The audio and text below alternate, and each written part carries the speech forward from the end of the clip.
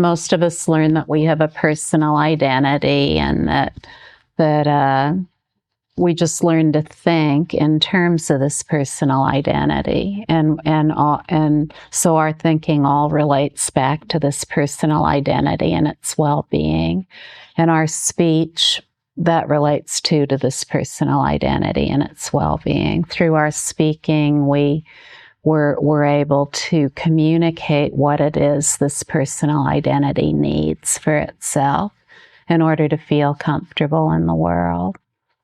And in our mind, our thinking is about that too. This is what we learn. We learn that the thinking should be about this personal identity and how it's going to take care of itself, how it's going to feed itself, clothe itself, provide shelter for itself, get some friends, find a good job that's satisfying, and find ways to achieve happiness and enjoy life. So this is basically what we learn. And then the qualities and activities of our life are related to that. So we go about our daily walk, making sure that all of this happens, that this personal identity receives the gratification that it needs in order to feel safe and comfortable in the world.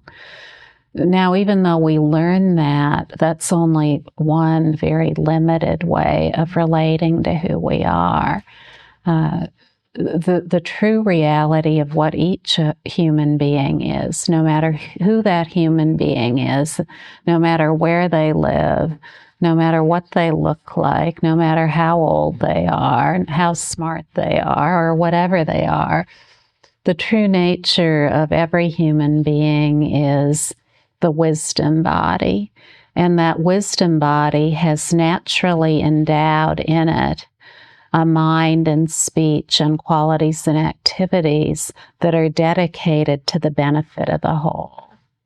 They ensure the immediate benefit not only of ourselves, but of everyone altogether. So this is really our natural being. In the ease of our own awareness, these wisdom powers of great benefit are already naturally complete and naturally occurring. Just because we've never learned this about ourselves doesn't mean that it isn't the case. It is the case, and it's always been so throughout time for every human being. And this isn't something that can be cultivated or developed. It isn't something we can learn about and then learn to be that way. It is in this simple instruction of enjoying the natural rest of indestructible awareness that we tap into this wisdom body of great benefit. And the wisdom body of great benefit, its mind, which is the vast and infinite mind that can't really be expressed or described in any way, in its mind, in a living human being, the kind of thoughts that appear don't refer back to a personal identity. They don't refer back to personal experience. The thoughts that appear are about the benefit of the whole. All the thoughts are about the benefit of the whole.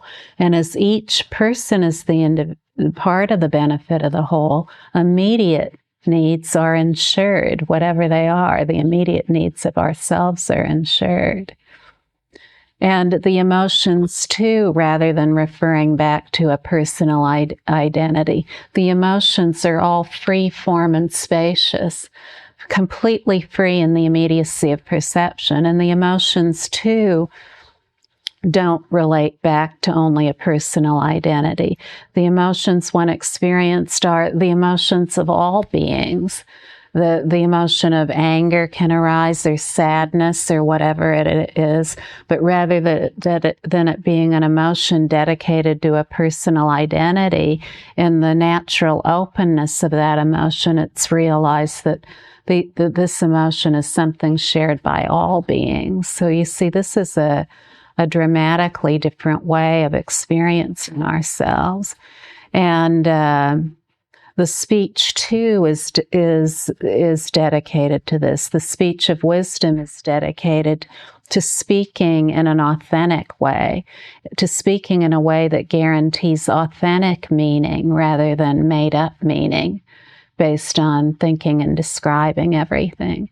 It guarantees not only authentic meaning, but it guarantees that authentic meaning will come alive in everyone.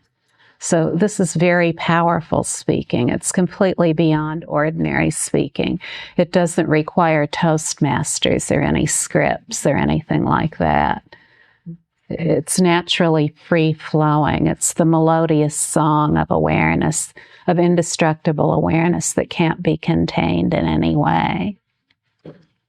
And the qualities and activities of the wisdom body, that is the natural wisdom body of all 7 billion people, or however many there are everywhere.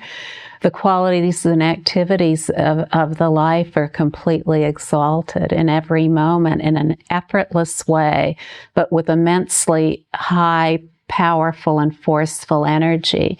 There's a grand display of qualities and activities that are beneficial, that also don't relate back to a personal identity or any identity anywhere.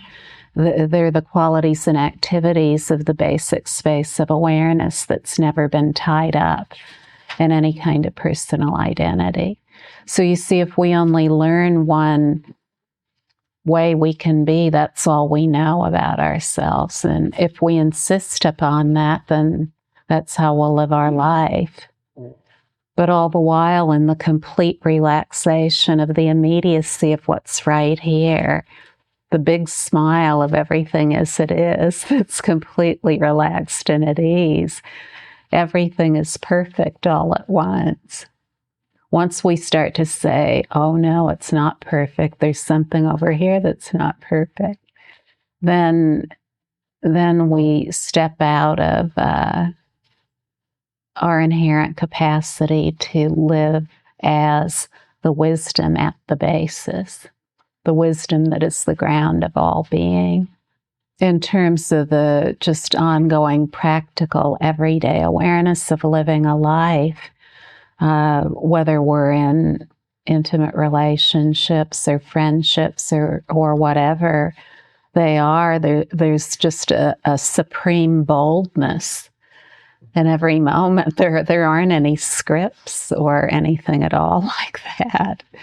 There's just whatever appears to be said is said, with no need to think, oh, what are they going to think about me? Or how is this going to make me look? You know, there's no referencing back to a personal identity. There's just the supreme boldness of speaking authentic meaning, whatever that is. And it's always wildly compassionate, just wildly compassionate, so totally deeply rooted and connected with everything and everyone everywhere, that even if it's fiery in its expression, it's received as love. It's undeniably loving, even though it might be a fireball. When we hear about how great and exalted we are as human beings, even if we get a glimpse of that, if we hear something about some kind of freedom where we'll be amazing, you know, be able to live in an effortless way, just in hearing about that, it opens a door. It opens the door, and when we walk through that door, there's no turning back. There's nowhere to go back to. And no one to go back there. And so, you know, that's the complete simplicity of everything as it is.